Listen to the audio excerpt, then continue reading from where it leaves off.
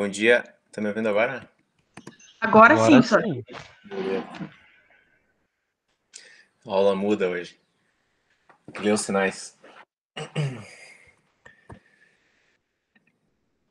Pessoal, já aproveitar no início aqui, já tem alguns. Então, eu vou fazer uma pequena mudança semana que vem só. Então, a gente faz sempre a nossa aula de dúvidas na terça, né? Na segunda, desculpa. E a nossa aula efetiva na síncrona na quinta. Para vocês terem um tempo maior de realizar aquela última tarefa lá que eu vou dar, eu vou fazer o seguinte: a gente vai ter hoje a aula síncrona normal, e aí na segunda-feira a gente vai ter mais uma aula síncrona. Aí na quinta-feira vai ser só de dúvidas. Então, vou inverter semana que vem só para vocês terem bastante tempo para tirar dúvidas lá no final e não ficar muito em cima ali para entregar, né, o trabalho prático que vai valer nota ali no final também. Beleza. Maravilha, Sor. Pode ser sim. Beleza. Então, pessoal, a gente teve lá a última aula sobre métodos, atributos estáticos.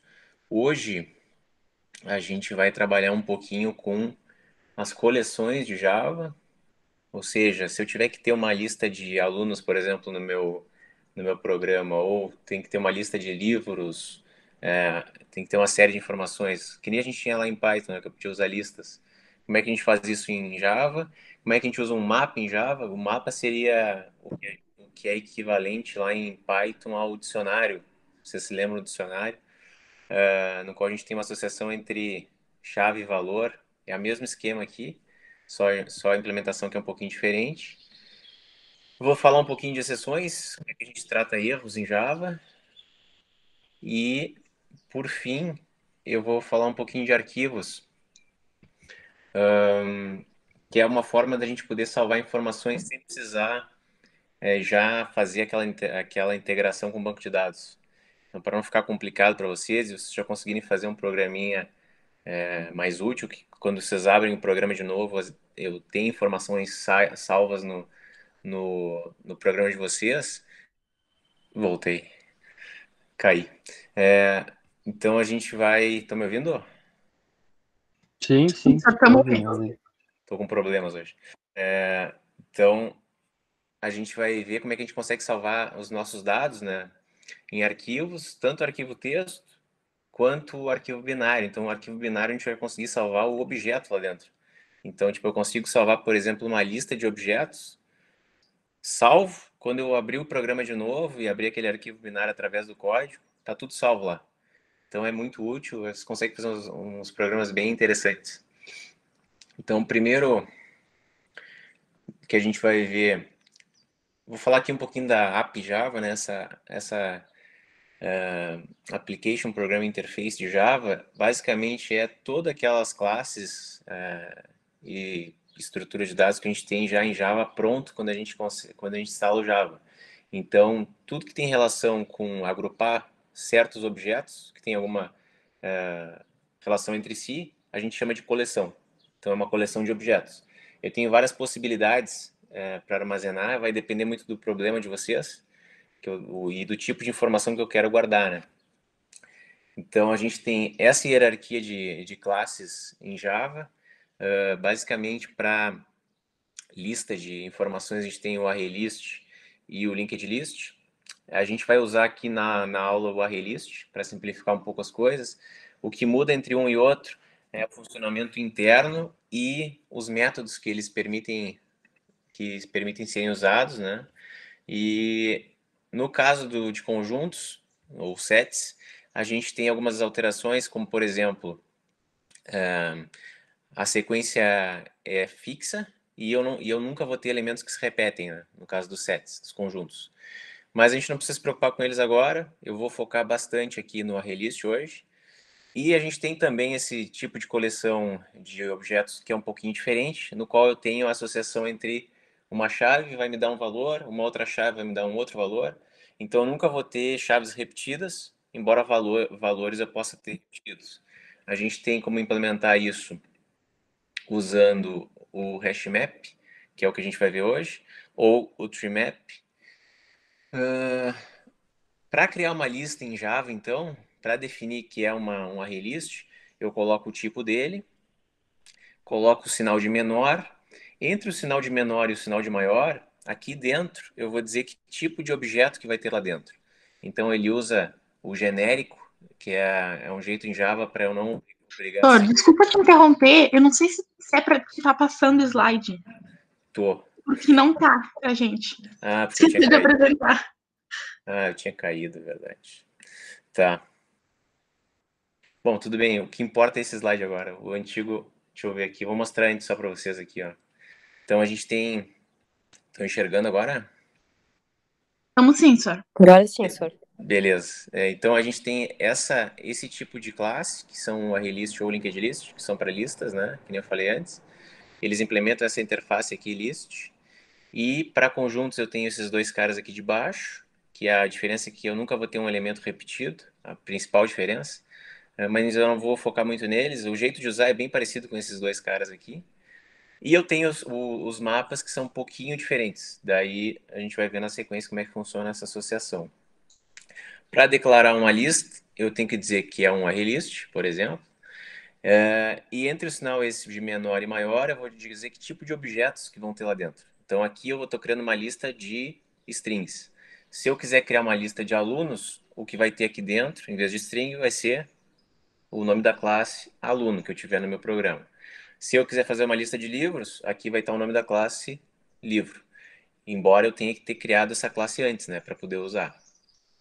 E aqui vai o nosso nome da nossa variável. Então, isso aqui é genérico, a gente muda o tipo de objeto conforme o tipo de lista que a gente quer armazenar, que tipo de informação que a gente quer guardar. Né? Aqui eu nunca vou ter um tipo primitivo, por exemplo, int, float. Se eu quiser ter uma lista bem simples dessas, eu preciso criar, mas usando o nome da variável, o nome do... Porque cada tipo primitivo que a gente tem, o int, o float, o double, a gente tem uma classe associada já implementada em Java. Então, se eu quiser ter uma lista de floats, por exemplo, eu tenho que usar float aqui com F maiúsculo. Se eu quiser ter uma lista de doubles, double com D maiúsculo. Então, aqui sempre é uma classe, sempre. A gente tem alguns métodos, os principais são esses, que eu posso usar a partir de um objeto ArrayList. Então, o principal é o add, para adicionar um elemento no fim da lista. Esse clear limpa toda a minha lista e apaga tudo. O contains verifica se ele me retorna um verdadeiro ou falso, um true or false, para me dizer se o objeto que eu passei para ele como parâmetro está dentro da lista ou não. Tem o get para obter um elemento a partir de uma posição que eu passo como parâmetro de entrada, um índice, né? Eu quero saber o que tem na posição 2 lá da minha lista. Então eu dou um get 2, ele vai me retornar o objeto que tem lá dentro. Aqui o index_of vai me dizer a posição onde está um determinado objeto que eu passo como parâmetro de entrada. Remover, se eu quiser remover um determinado objeto, ou a partir do índice eu também posso usar o mesmo método, só passar um número. O size vai me dizer o tamanho atual da minha lista, porque eu não preciso. Uma das grandes vantagens da lista é que eu não preciso dizer o tamanho dela. Conforme eu for adicionando elementos, ele vai aumentando a lista, conforme eu for removendo, ele vai diminuindo, e esse atributo size vai sendo atualizado. E o trim size ele só reduz, esse aqui não. Ele reduz a capacidade para um tamanho fixo, mas a gente não precisa usar esse cara aqui, não é muito útil. Então aqui um exemplo de cores, deixa eu ver se eu vou abrir no código mesmo, melhor. Listas. Ó, esse exemplo aqui, eu criei uma classe pessoa, tá? Que eu tenho os atributos nome e endereço, que são privados. Tenho, deixa eu mostrar a apresentação. Tem os getsets dele, normal. Tem um construtor bem padrãozinho aqui, que recebe o nome e o endereço e passa para os seus atributos. E a partir do momento que eu tenho essa pessoa, eu posso usar ele numa lista. Então, eu posso ter uma lista de pessoas, que é o que eu estou fazendo aqui. Eu criei primeiro uns três objetos, que são o Joe, o Jack e a Mary. Depois eu criei um array list de pessoas, chamado lista de pessoas, e instanciei um novo array list. Eu preciso fazer isso que eu selecionei aqui. Se eu não fizer isso, eu não criei um objeto array list. Eu não posso simplesmente botar isso.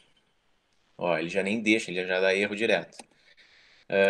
Então, criei o objeto, a partir dessa linha, esse array-list vai estar vazio, e aí eu adicionei os 3 elementos que eu tinha antes, os 3 objetos, ó, P1, P2 e P3, e, bom, aqui eu vou falar sobre isso depois, né? Mas aqui eu estou percorrendo a lista e mostrando. Tem aqui alguma dúvida, pessoal? Por enquanto?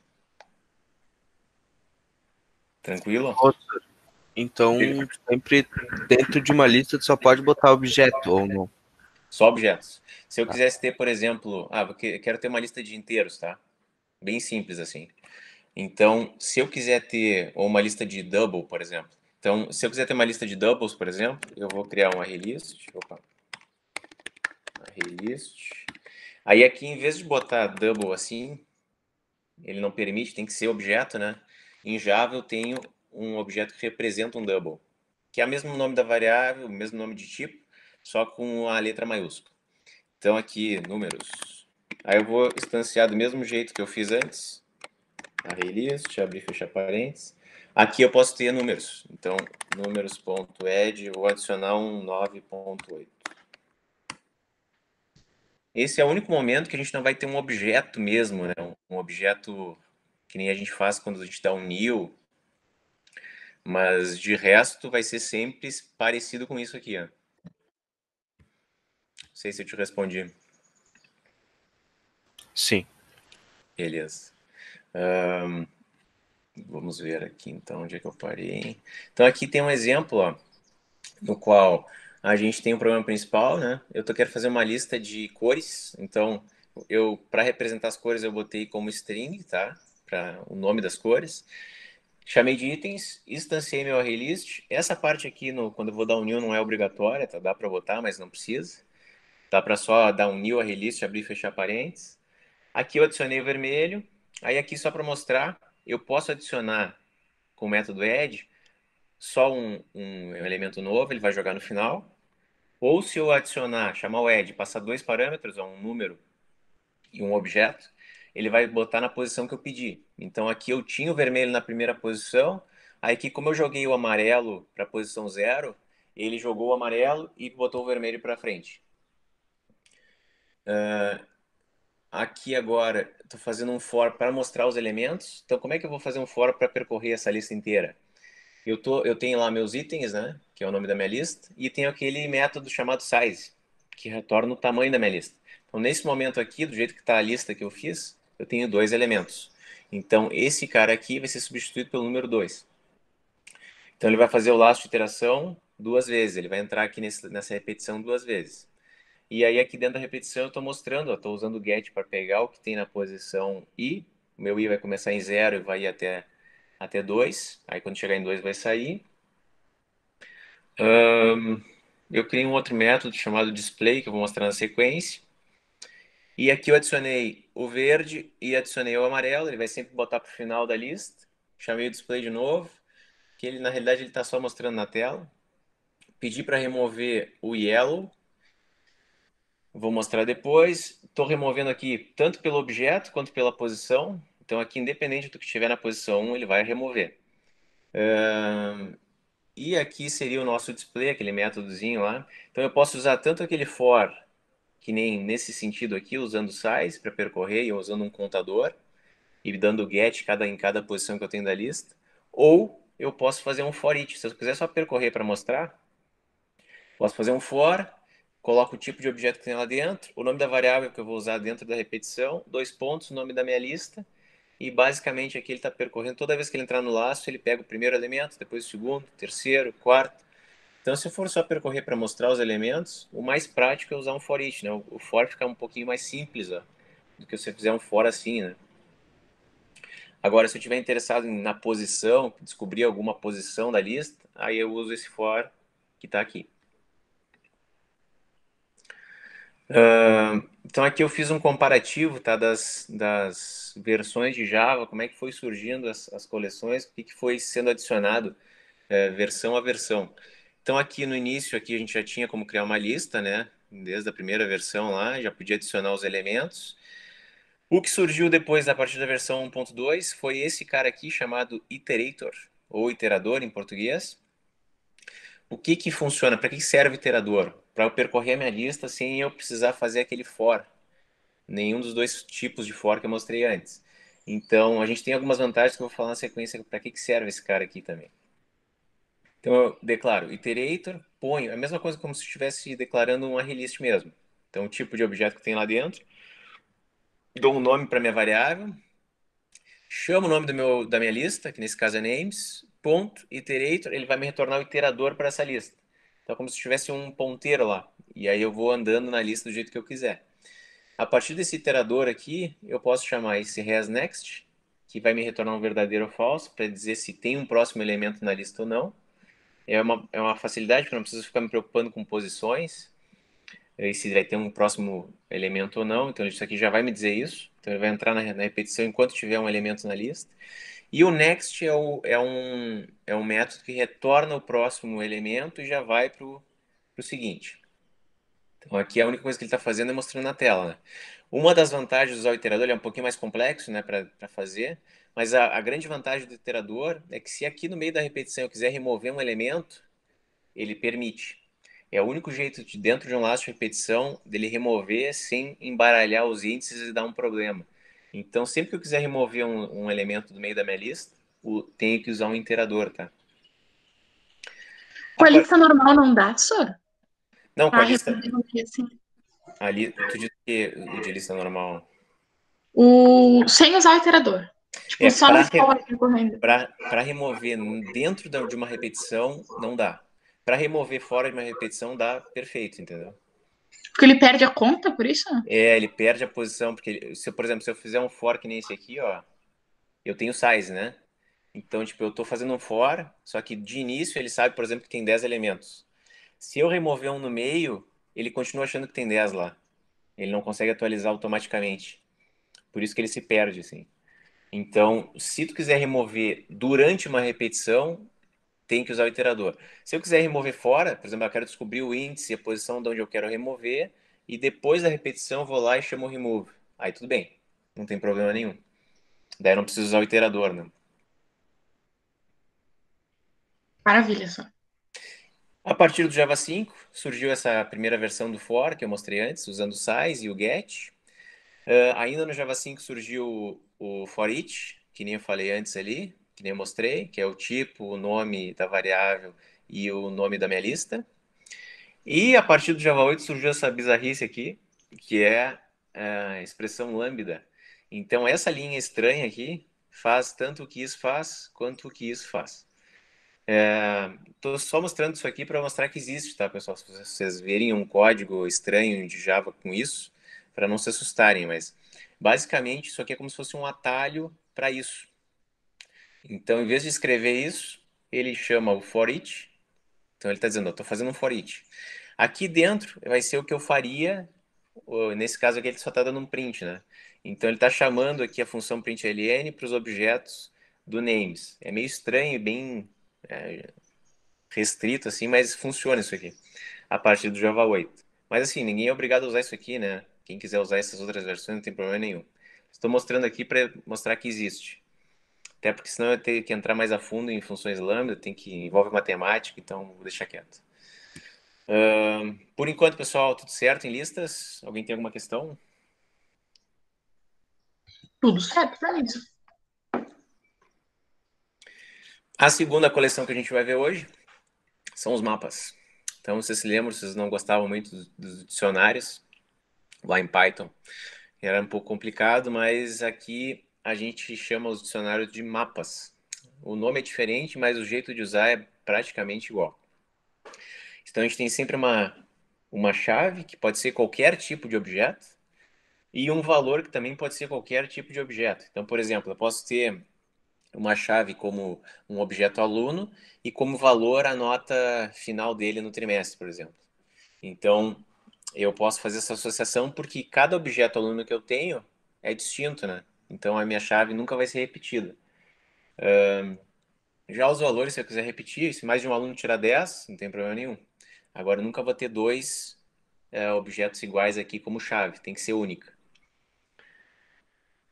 Tem alguns métodos, os principais métodos para usar mapas. No nosso caso, a gente vai usar sempre o hashmap, por enquanto, Então, para usar mapas, os principais métodos é o put, que seria o equivalente lá, o que a gente tinha em Edge, lá em lista. Então, aqui eu vou adicionar um objeto-chave para um objeto-valor. Então, fazendo aquela associação de 1 para 1. Para obter o valor daquela chave específica, eu chamo o get, que nem a gente chamava para a lista, só que em vez de passar uma posição, eu passo o objeto que tem a chave. Então, eu passo a minha chave, ele vai me dar o valor. Ele retorna o objeto do valor. Se eu quiser percorrer só as minhas chaves, eu posso chamar esse método.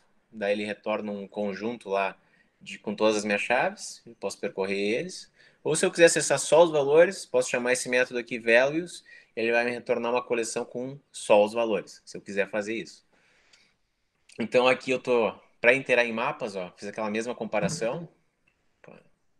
Retardatário, né?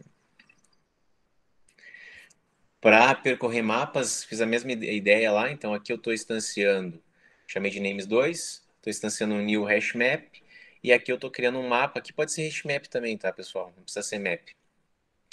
E aqui eu estou dizendo o tipo de objeto que eu tenho como chave, então aqui são inteiros, e o tipo de objeto que eu tenho como valor, que são strings. Então aqui eu estou adicionando a chave 1 para Clementine, a chave 2 para Duran e a chave 3 para Mike. Então ele já faz essa associação, e isso aqui não tem relação de ordem, tá? Podia ser qualquer coisa aqui, né? Nesse caso eles são inteiros. Então o importante é que se eu jogar a chave 1, ele vai me retornar Clementine. Se eu jogar a chave 3, ele vai me retornar Mike. E assim vai. A partir do Java 5, o jeito de eu fazer um for é chamar esse método aqui chamado entrySet. Então esse cara aqui vai me retornar esses pares. Cada par desses a gente chama de entry. Então não preciso me preocupar muito com isso. A única coisa que eu tenho que saber é que eu tenho que colocar isso e os dois tipos de informação, né? Que é a mesma coisa que eu fiz quando eu declarei. E aqui eu dou um nome para variável. Então aqui eu estou fazendo um for each para mapas. Para pegar desse par de informações a chave ou o valor, eu vou chamar ou getKey para pegar a chave ou getValue para pegar o valor. Então aqui eu estou pegando a chave jogando na tela, estou pegando o valor correspondente jogando na tela. Ando uma vez na repetição, a próxima chave com o próximo valor dele, e assim vai. Tem o iterador também a partir de Java 5, mesma ideia que eu tinha lá do iterador que eu usava para a lista, eu vou ter aqui. A única diferença é que para cada elemento vai ser um objeto entry desse, para ter a chave e valor, chave e valor. E essa coisa bizarra aqui do Java 8 que eu posso fazer um for each, no qual eu tenho aqui a chave, vírgula, valor. E aí aqui dentro, depois dessa setinha aqui, eu posso fazer o que eu quiser com o value e o key. Mas que nem eu falei antes, isso aqui não precisa usar, tá? Só para vocês saberem que existe. Doutor, essas Diga. funções é para percorrer o map. Isso aí. Só para percorrer e Tá. mostrar. Igual nos arrays. Isso aí. Ah, tá. Tá bom. Então aqui mais alguns exemplos, ó. Aqui um exemplo de hash map. Então aqui eu estou fazendo aquela associação de um objeto aluno com a nota dele. Um objeto aluno com a nota dele que é float. Então eu criei um hash map para essa associação de aluno com float. Chamei de mapa 1, instanciei o hash map. Aqui eu adicionei dois objetos, a Sandra e o Jorge. Então aqui eu estou criando um objeto. Podia fazer isso numa linha anterior, tá? Salvar uma variável aluno e jogar essa variável aqui.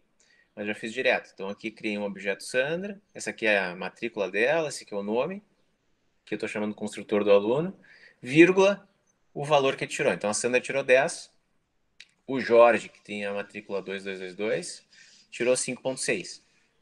E aqui eu estou percorrendo o nosso mapa, fazendo aquela ideia de ter entrada para cada entrada dessas é aquele par de informações, então um aluno e um float. Chamei o entrySet só para fazer esse for each, para percorrer o meu mapa. E aí aqui eu posso chamar o getKey para pegar o aluno e o getValue para pegar a nota que ele tirou. Aí aqui eu estou mostrando do jeito que eu quis. Então a nota do aluno, fulano de tal, é tal, tirou tanto.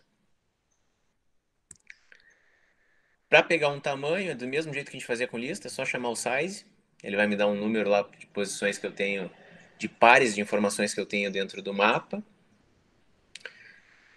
Para obter a partir da chave, que nesse caso é um objeto aluno, pegar a nota dele, Aqui eu adicionei, fiz a mesma coisa que eu tinha feito antes.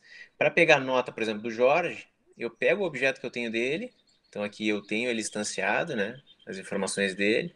Dou um get Jorge, a partir do meu mapa, ele vai me dar a nota equivalente dele, que é 5.6. E aí eu estou jogando isso na tela. Aqui eu posso modificar. Então posso chamar essa função replace aqui para substituir a partir dessa chave que tinha 5.6, o Jorge tinha 5.6, agora ele tem 8.9. Aí eu perco lá a informação do 5.6. E posso usar também, aqui estou substituindo a Sandra com o método replace, ela tinha 10, agora ela tem 6.7. Aqui, remoção. Então é o método remove, que nem a gente tinha lá em listas, só que em vez de passar uma posição, eu passo a chave, e aí ele vai tirar o par de informações da chave do valor e vai apagar. E aqui eu estou usando um for each só para fazer aquilo que eu tinha comentado antes. Então, eu tenho o iterador, né? Estou pegando e percorrendo o iterador, enquanto eu tenho um próximo. Estou chamando o próximo elemento aqui, para ele pegar ele e ir para o próximo elemento. E aqui estou comparando. O objeto que eu tenho é igual ao objeto Sandra, eu quero remover só a Sandra. Então, se for igual, chamo remove a partir do iterador, removi esse cara e era isso. A partir desse momento aqui, a Sandra não está mais na lista de alunos. Por enquanto, pessoal, alguma questão aqui em mapas? Teve um método que tu mostrou, Sora, ali mais pra trás, que eu não entendi nada. Mostra Acho que eu mapa. ele tem o entry, algo assim. Que ele lá me pegou. Deixa eu ver onde. Aqui? Aí mesmo. Isso. Então, Tu pode explicar, tipo, mais com calma o que que é cada coisa certo. do Então, for. assim, ó, se a gente fosse fazer um for each de lista, né? Deixa eu ver aqui. Ó, for each. Ó, esse aqui seria um for each para listas, né? Então eu sempre tenho o tipo de objeto que eu tenho na lista, o nome da variável que eu vou usar na repetição, 2 pontos e a minha lista, né? No caso do mapa, como ele é um par de informações, eu não tenho o objeto lá, né, como elemento. Eu tenho o par de objetos. Então, esse par de objetos, que é sempre a associação entre a chave e o valor, ele vai ser sempre um objeto desse tipo aqui, ó, entry. Esse map é só para dizer a classe dele, né? Se eu quiser importar o map antes e só usar entry, também dá. Então, toda vez que eu for percorrer o meu mapa, eu tenho um par de informações. Então, esse par é um entry desse, é uma entrada. Aqui ele está dizendo só qual é a associação que faz. Então, é entre um aluno e uma nota, né? Poderia ser outro, dependendo do tipo de mapa que eu tenho. Então, para acessar todas as minhas entradas lá, esses pares de informações, eu tenho que chamar essa função entrySet. Então, para percorrer o meu mapa, pegando sempre os pares, eu vou ter que chamar o entrySet e aqui dizer que cada vez que eu estou dentro do laço de repetição, esse é o nome da minha variável, eu posso dar o nome que eu quiser, e aqui eu tenho que ter uma entrada com esse par de informações. Então, toda vez que ele está no laço aqui, que ele está na repetição, ele tem esse par. Esse par a gente chama de entry, é um objeto do tipo entry. Então, a partir desse objeto entrada, eu posso chamar esses dois métodos para pegar ou a chave ou o valor do par de informações. Aí, pegando eles, eu posso fazer o que eu quiser, né? Aqui eu estou só mostrando eles, né? Então, sempre que tiver... Fala. Ele vai pegar na ordem que a gente criou. Sim, mas o importante de saber é que não importa muito a ordem no mapa, tá? A ordem não é muito relevante no mapa. O importante é que eu sempre que tiver uma chave específica, ele vai me dar aquele valor específico para aquela chave. Ah, maravilha, Sora. Show. Então, sempre que eu tiver um mapa e eu quiser percorrer ele, eu vou ter map.entry. Aqui entre o menor e maior eu vou ter o tipo de objeto que eu tenho como chave, vírgula, o tipo de objeto que eu tenho como valor. O nome da variável que eu quero usar dentro do laço de repetição, 2 pontos, nome do meu mapa, ponto, entrySet. E aí aqui dentro eu vou dar o getKey ou getValue e vou acessar o tipo de objeto que eu tenho ali, o objeto que eu tenho para chave e para o valor. Sempre com esse par de informações.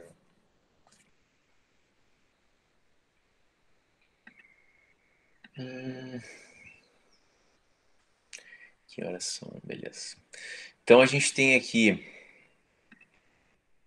Acho que vai ficar pesado hoje, hein? Vamos fazer o seguinte, pessoal. Vamos parar aqui. O slide completo tá lá, tá? Para não ficar muito complexo aí para vocês fazerem depois também. Na próxima aula, que é na segunda, eu vou dar a partir dessa parte de sessões, tá? Então, como tarefa para vocês fazerem em casa, aqui tem uma declaração, né? Faça um programa que mostre os livros cadastrados previamente, salvo, blá, blá, blá. O que vocês têm que fazer nessa primeira tarefa dessa semana, tá? E assim, ó, na prática a gente vai estar mexendo no mesmo projeto. Então, vocês vão ter um projeto só para entregar no dia 4. E aí a gente vai. A primeira etapa de vocês vão entregar para mim. Eu vou criar duas tarefas, embora vocês estejam mexendo no mesmo projeto, tá? Então, na primeira etapa, vocês vão mexer nesse projeto e fazer o quê? Fazer um menu de opções, que o cara possa cadastrar livros. Então, vocês vão ter que usar um array list de livros no programa de vocês. E basicamente é isso. Então, vai dar a opção para o cara adicionar um novo livro, remover um livro e mostrar os livros que ele tem. De repente, consultar, né? Se conseguir fazer, beleza. Consultar um livro, de repente, pelo nome ou pelo ISBN dele, sei lá. Depende do que vocês tiverem. Quem quiser usar já alguma classe que já fez de livro antes em algum exercício, show de bola, pode usar. Então, vocês vão ter que fazer um programa principal. Tem que ter a classe livro antes, né? Com as informações dela.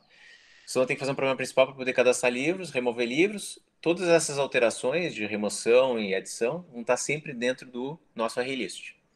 E aí na segunda-feira eu vou mostrar como é que a gente faz para salvar isso em arquivo. Então aí vocês vão fazer uma modificação no código de vocês só para adicionar mais coisa. Né? Mas inicialmente é só para fazer isso. Uma pequena observação importante antes de terminar a aula é a seguinte. Vocês vão ter a classe de vocês lá, né? Então aqui é uma classe aluno, né? Deixa eu ver se tem o turma aqui.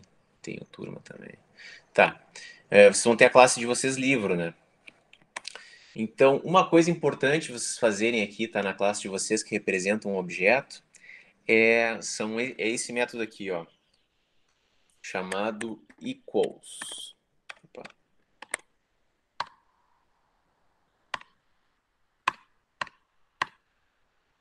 Beleza. Tá estranho, né? Mas calma. Então, assim, ó, para que serve esse método equals aqui? O método equals é aquele método que a gente usa para comparar um objeto da nossa classe com um outro objeto. Se eu não implementar esse método equals, o jeito de comparar não vai funcionar muito bem. Que nem a gente usa lá com uma string, né? Se eu tiver um código assim, ó, vou fazer um main aqui. Então eu tenho aqui um nome 1, que é João. Tenho um nome 2, que é Maria. Se eu quiser comparar as duas strings, a gente não faz isso, né? Nem a gente faz com inteiro. Não posso fazer isso, porque esse igual tenta comparar, ver se esse objeto é o mesmo objeto nome 2. Não vai ser. São dois objetos distintos. Então, para comparar objetos, os tipos primitivos, sim. Se for um int, um float, um double, vou usar o igual. Agora, para objetos, eu tenho que pegar um dos objetos, dar um ponto, chamar o método equals e passar como parâmetro de entrada o outro. Aqui podia ser nome 2 e aqui nome 1, tanto faz. O resultado vai ser o mesmo. Né? Então, na classe string já tem implementado lá o método equals. Só que a gente, quando cria uma classe nossa, aluno, livro, a gente tem que implementar esse equals para ele funcionar de um jeito que a gente queira, né? Então, para eu poder comparar um objeto aluno, nesse caso aqui, eu preciso implementar o equals, que vai me retornar verdadeiro ou falso, caso o objeto que me passarem aqui seja igual ao objeto que eu tenho no meu this, no meu objeto. Então, o que ele fez aqui? Eu usei o que ele usa para criar automático, mas o que ele faz? Primeira coisa aqui, ele faz um if para ver se o meu objeto, o this, o problema de tudo do equals aqui é que, bom, ele sempre vai retornar um boolean, né? Ele se chama equals sempre. Ele retorna um objeto genérico aqui. Então, ele retorna um object, porque ele não sabe que tipo de objeto que eu vou ter. Então, eu recebo a variável, nesse caso ela se chama O, posso mudar esse nome dessa variável se eu quiser. E aqui eu estou testando. O meu objeto, o meu this, é igual ao objeto que me passaram, ou seja, é o mesmo objeto. Se for o mesmo objeto, eu não preciso testar mais nada. E é a mesma coisa que a gente tivesse feito isso aqui, ó. Nome 1 equals nome 1. Ou seja, é o mesmo objeto, tá? Então, se for o mesmo objeto, já retorno true e acabei meu teste. Caso não seja o mesmo objeto, ele vai vir para o próximo if. E aí aqui o que eu estou testando? Eu estou vendo primeiro se o objeto que me passaram não é nulo, que se for nulo eu não vou nem testar nada, eu não tenho como comparar o meu objeto com um objeto que não existe, que não foi instanciado, ou a minha classe, esse método getClass dá o nome da minha classe, tá? Então, se eu não tiver com uma classe igual à classe do objeto, ou seja, me passaram um objeto aqui, livro, mas o meu objeto é aluno, isso aqui também não vai funcionar. Então, eu não sou igual a ele.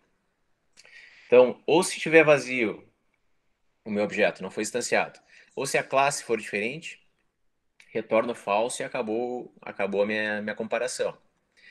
Se eu chegar nesse estágio aqui, aí eu vou começar a comparar. E aí eu tenho que definir quais os atributos que eu tenho que eu quero usar para comparar. Então, por exemplo, eu tenho um aluno, né?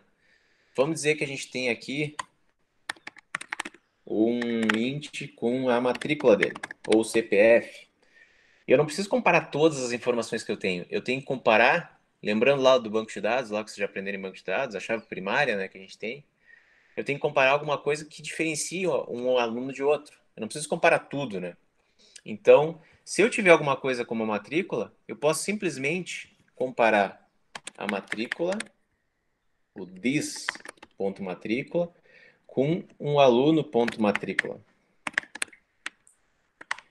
Então, se essas duas informações deram certo, ou seja, a minha matrícula e a matrícula do aluno que me passaram é igual, então a gente está tratando do mesmo objeto, isso significa que o equals vai retornar verdadeiro.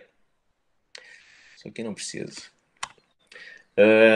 Então, só que para eu fazer essa comparação aqui dos meus atributos, eu preciso primeiro fazer com que esse objeto que me passaram O seja do tipo aluno mesmo. Então aqui eu estou forçando, fazendo um cast, ó, e botando entre parênteses o tipo de classe que eu estou trabalhando. Então eu estou na minha classe aluno aqui em cima, né? Então eu vou fazer sempre o cast para uma classe do mesmo, com um objeto da mesma classe que da minha. Então se eu cheguei nesse estágio aqui, eu já sei que se trata de um aluno, porque isso aqui não deu certo, ó. Então se isso aqui desse errado, ele já ia dar retorno falso e acabou. Como ele chegou aqui, não, eu já sei que é um aluno, então esse objeto O aqui, eu vou fazer o cast para aluno, vou salvar numa variável, e aí eu posso acessar qualquer um dos atributos de aluno. Nome, notas, passou, matrícula. Se eu quiser comparar mais de uma informação, é só eu adicionar um teste aqui, né?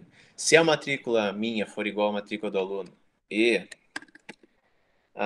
o meu nome, por exemplo, for igual, aí eu já tenho que usar o equals porque é uma string, ao aluno.nome, aí tanto a matrícula quanto o nome tem que ser igual, os dois.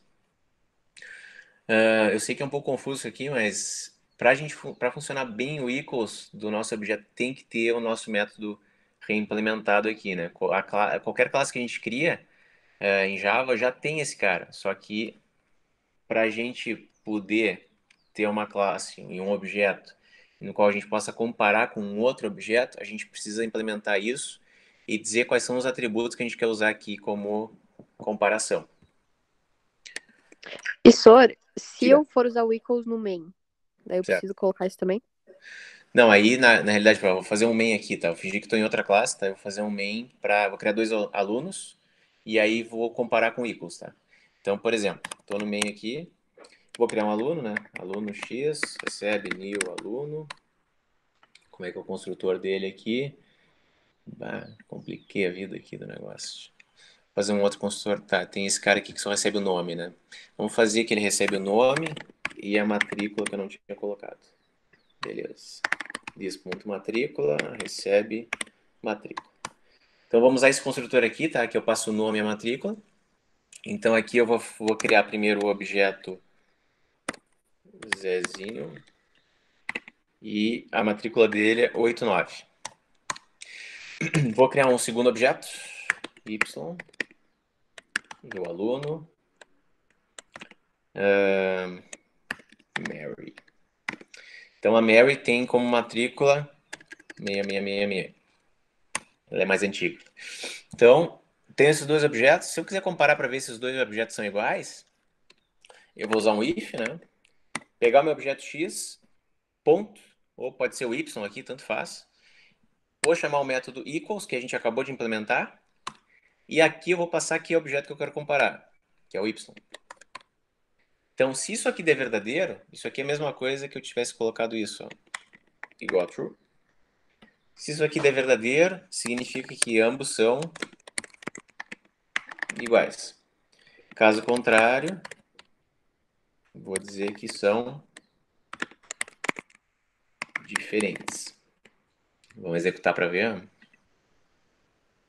Ele tem que dizer agora que eles são diferentes, porque o Zezinho e a Mary ali têm matrículas diferentes.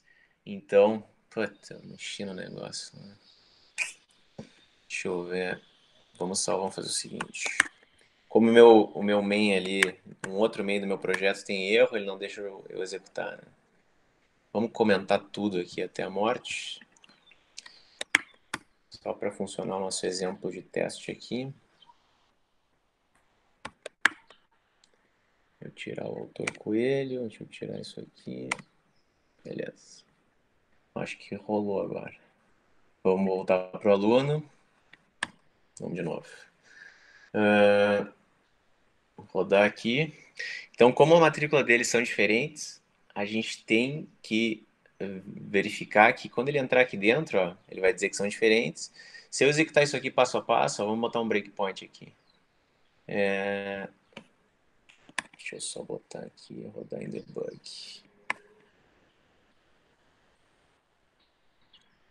Então, ali, ó, quando eu chego aqui para comparar, ele já entrou aqui, já passou, foi para o equals, cheguei aqui na minha classe, né?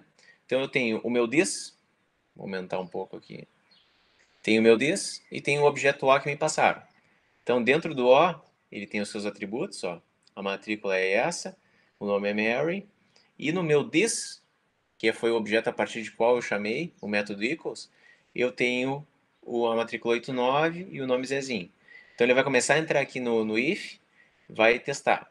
Se o objeto que veio com O não é o mesmo objeto que o meu, que não é mesmo, né? São dois objetos distintos. Vocês podem ver até em memória, ó, ele tem duas posições diferentes. E aí cheguei aqui e fiz um novo if. Ou seja, se não é null, não é null, porque eu tenho um objeto no O ali. E a classe é a mesma, vou pular isso aqui. Finalmente, eu vou pegar o meu objeto aluno. Então, tenho o meu objeto aluno, ó, fiz o cast, estou aqui e finalmente vou comparar a matrícula 89 com 66666. E vai dar falso. E por isso que o teste ali de comparação vai dar falso e aí ele não vai entrar nesse if, vai dizer que são diferentes.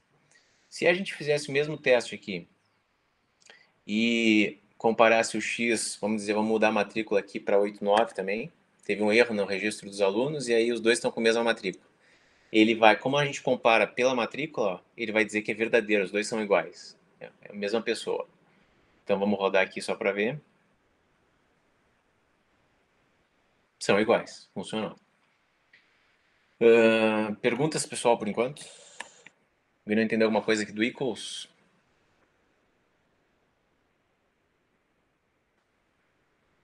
Eu repito ele em cada classe. Sim, toda classe que tu tiver que representar alguma informação, então, por exemplo, livro, se for criar uma classe para aluno, tu vai criar o teu equals, né? Que nem a gente cria o construtor, o getSet, cada classe vai ter o seu equals também. E aí tu vai ter que definir quais são os atributos que tu vai usar para comparar, né? Para diferenciar um objeto dessa classe de um objeto de outra classe. Então a gente usa esse modelo que tu usou, daí só troca, tipo, sei lá, a gente muda matrícula pra livro, nome pra número de registro, essas coisas. Vai depender do tipo de classe que tu estiver criando, né? Então, Tá. vai depender, pensando lá, lembra lá do banco de dados, é sempre a informação que vai diferenciar mesmo, né? Então, se for uma pessoa, por exemplo, a classe pessoa, pode ser o CPF. Ou Como se fosse o atributo identificador. o RG, por exemplo, porque a gente pode ter o mesmo nome igual, né? Então, tem que ser alguma coisa que diferencie, não precisa comparar todos os atributos, né? quiser comparar até dá, mas não precisa, né? A gente tem que ser alguma coisa que vai diferenciar um objeto do outro. Entendi, Sor. Beleza. Então é isso, pessoal. Então você tem que fazer essa primeira versão do programa, né? E aí, segunda, eu vou tirar dúvidas igual de como é que tá indo o programa de vocês. E aí eu vou terminar o conteúdo e aí vocês vão complementar, vão mandar para mim na segunda essa versão, até o final do dia, a versão como tá agora, que aí vai valer aqueles 20% lá da nota final. E depois, ao longo da semana, vocês vão complementar o exercício com o que eu pedi na segunda. Então vai ser o mesmo programa, vocês vão só melhorar ele. E na sexta vai ser o prazo final, a gente vai ter aula de quinta para tirar dúvidas e aí você tem que aproveitar esse dia lá para ver como é que tá o programa de vocês, né? E aí fechou o módulo.